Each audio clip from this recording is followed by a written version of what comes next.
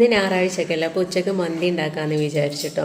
അങ്ങനെ മന്തി ഞാൻ കുറേ ടൈപ്പിൽ ഞാൻ ഉണ്ടാക്കി നോക്കാറുണ്ട്. പക്ഷേ എനിക്ക് എന്താണെന്ന് പറഞ്ഞാൽ ഡ്രൈ ആയി കിടക്കുന്ന അത് മന്തിയില്ലേ, അതായത് വരണ്ടെടുക്കുന്ന ഒന്നുമില്ലാത്ത മസാല ഒന്നുമില്ലാത്ത മന്തി എനിക്ക് വലിയ ഇഷ്ടമില്ല. കുറച്ചൊരു ഗ്രേവി വേണം മന്തിൻ്റെ കൂടെ.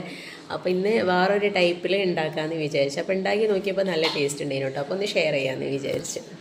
ഞാൻ ഇതിനായിട്ട് എടുത്തിട്ടുള്ളത് കുറച്ച് ഇഞ്ചി, വെളുത്തുള്ളി, പിന്നെ 2 പച്ചമുളക്, പിന്നെ ഒരു പകുതി തക്കാളി, പിന്നെ ഒരു പകുതി ഉള്ളി, പിന്നെ അതിലേക്ക് കുറച്ച് മല്ലിച്ചപ്പും പുതിനയും, പിന്നെ കുറച്ച് മുളക് പൊടിയും പിന്നെ ഉപ്പൊക്കെ ഇട്ടെടുത്തിട്ട് ഒന്ന് മിക്സിയിലിട്ട് അരച്ചെടുക്കുകയാണ് ചെയ്യുന്നത്.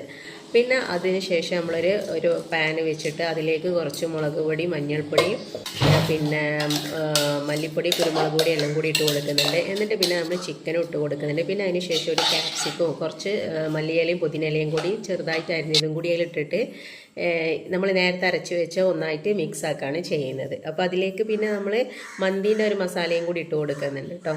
പിന്നെ ഒക്കെ മിക്സ് ആക്കിയതിന് ശേഷം കുറച്ചൊരു ഓയിലും കൂടി ഒഴിച്ച് കൊടുക്കുന്നുണ്ട്. എന്നിട്ട് നമ്മളിത് ഓവർനൈറ്റ് ഫ്രിഡ്ജിൽ വെക്കാന്നുണ്ടെങ്കിൽ നല്ല സോഫ്റ്റായി കിട്ടും കേട്ടോ ചിക്കൻ. ഇതിപ്പോൾ ഞാൻ ഒരു അരമണിക്കൂറൊക്കെ വെച്ചിട്ടുള്ളൂ. പിന്നെ അതിലേക്കുള്ള ഓയിൽ എന്നിട്ട് മിക്സ് ആക്കിയതിന് ശേഷം ഒന്ന് ഫ്രിഡ്ജിൽ വെച്ച് കൊടുക്കുക. പിന്നെ നമ്മളെ ടൈം എപ്പോഴാണോ അതിനനുസരിച്ച് നോക്കാം കേട്ടോ. നമുക്ക് ടൈം ഉണ്ടെങ്കിൽ കുറേ നേരം വെക്കുക. അതിപ്പോൾ എനിക്ക് ആകെ അരമണിക്കൂറേ ഉള്ളൂ ഞാൻ വെച്ചിട്ടുള്ളത്. അപ്പോൾ അതാ ചിക്കനെല്ലാം ഒരു വെള്ളമൊക്കെ അങ്ങനെ കുറച്ചൊക്കെ ഇറങ്ങി വന്നിട്ടുണ്ട് കേട്ടോ. അപ്പോൾ ലേശം ഒരു ഉപ്പ് കുറവുണ്ടെങ്കിൽ അത് ഞാൻ ഇട്ട് കൊടുത്ത്, പിന്നെ ലേശം ഒരു കുരുമുളക് പൊടി ഇട്ട് കൊടുത്തിട്ടുണ്ട്. അപ്പോൾ അത് അടുപ്പത്ത് വെച്ചപ്പോഴേക്കും ഞാൻ പിന്നെ റൈസ് ഉണ്ടാക്കുകയാണ് കേട്ടോ. ഈ റൈസൊക്കെ പിന്നെ എല്ലാവർക്കും അറിയുന്നതല്ല, അതുകൊണ്ടാണ് പിന്നെ ഞാൻ കാണിക്കാത്തത്. ഇപ്പോൾ കണ്ടോ ചിക്കനിൽ ഇഷ്ടം പോലെ വെള്ളമുണ്ട്, ഒരു തുള്ളി വെള്ളം പോലും ആഡ് ചെയ്തിട്ടില്ല. പിന്നെ അതവിടെ ഇതാകുമ്പോഴേക്ക് മയോണൈസ് ആക്കാമെന്ന് വെച്ചിട്ട്. അപ്പോൾ ഈ മയോണൈസിനൊരു സ്വഭാവമുണ്ട്, അത് അതിൻ്റെ ഇതുപോലെ ഉണ്ടാക്കിയിട്ടില്ലെങ്കിൽ കൊളായി പോട്ടെ. അതിപ്പോൾ ഞാൻ ആദ്യം സുർക്ക ഒഴിച്ചു പോയി ലേശം, എന്നിട്ടാണ് പിന്നെ അതിലേക്ക് പിന്നെ കോഴിമുട്ടയൊക്കെ ഇട്ടു കൊടുത്തത്. അപ്പോൾ ലേശം ലൂസായിട്ടുള്ളത്.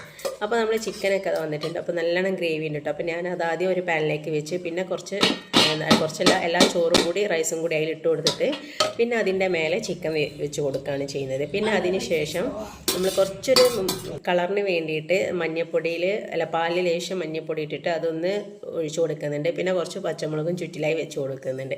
പിന്നെ കുറച്ചൊരു ഓയിലൊന്ന് ആ ഒരു ചോറിൻ്റെ സെൻറ്ററിലേക്ക് ആക്കിയിട്ട് ഒന്ന് ഒഴിച്ച് കൊടുക്കുന്നുണ്ട് കേട്ടോ. ചോറിന് ലേശം ഒരു എണ്ണമയം കിട്ടിക്കോട്ടെ എന്ന് വിചാരിച്ചിട്ടാണ്. അങ്ങനെ പിന്നെ ദമ്മിടാണ് ലോ ഫ്ലെയിമിലിട്ടിട്ട്. അപ്പോൾ നമ്മൾ ആ ഒരു ദമ്മിടാന്ന് പറഞ്ഞിട്ടുണ്ടെങ്കിൽ ഈ പാൻ്റെ ഒരു ലിഡില്ലേ അടുപ്പ്, അതൊന്ന് തൊട്ട് നോക്കുമ്പോൾ നല്ല ചൂടായിട്ടുണ്ടെങ്കിൽ അന്നേരം നമുക്ക് ഓഫ് ചെയ്യാം കേട്ടോ. അപ്പോഴേക്കും ഞാനൊന്ന് കുളിച്ച് വന്നതാണ്. ദമ്മ കെട്ടപ്പോഴേക്കൊന്ന് ഫ്രഷ് ആയിട്ട് ഭക്ഷണം കഴിക്കാമെന്ന് വിചാരിച്ചു. അപ്പോൾ അത് ദമ്മൊക്കെ നല്ല സെറ്റായി വന്നിട്ടുണ്ട്. ഇനി നമ്മൾ ചിക്കൻ വേറെയും ചോറ് വേറെ ആക്കുന്നില്ല കേട്ടോ. ചിക്കൻ നമ്മൾ വേറെ അതിലേക്ക് ആക്കി വെക്കാണ്. പിന്നെ അതിന് ശേഷം നമ്മൾ ഈ ചോറൊന്ന് നല്ലോണം മിക്സ് ചെയ്ത് കൊടുക്കാണ്ട്. അപ്പോൾ താഴെ ഇതിൻ്റെ നമ്മൾ കുറച്ചൊരു ഗ്രേവി അവിടെ ഇട്ടണല്ലോ, അപ്പോൾ അതും കൂടി നല്ലോണം മിക്സ് ആക്കി കൊടുക്കുമ്പോൾ ചോറിന് നല്ലൊരു ടേസ്റ്റ് ആയിരിക്കും. ഇപ്പം കണ്ടില്ല, നല്ല മന്തി കാണുമ്പോൾ തന്നെ അറിയണം നല്ല അടിപൊളി